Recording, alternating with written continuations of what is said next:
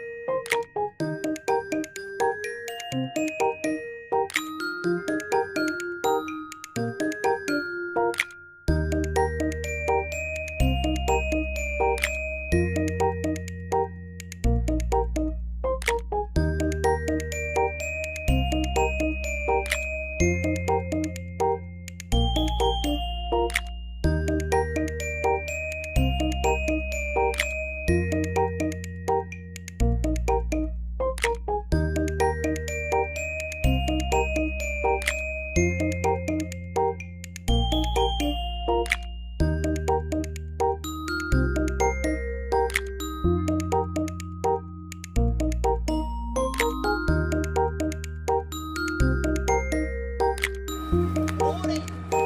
खुदा का कहर नहीं पड़ेगा तो क्या पड़ेगा, चलते इनके पास, इनसे बात करते हैं।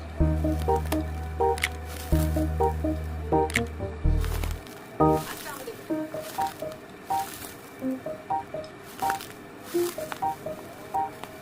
यासिन साहब जो हैं वो बच्ची के वालिद हैं। मुझे यकीन करें, बहुत मैं बहुत शर्मिंदगी के साथ सवालात करूंगी एक बाप से जब आप सवाल करते हैं कि आपकी बेटी को कत्ल कैसे किया, किसने किया, क्यों किया।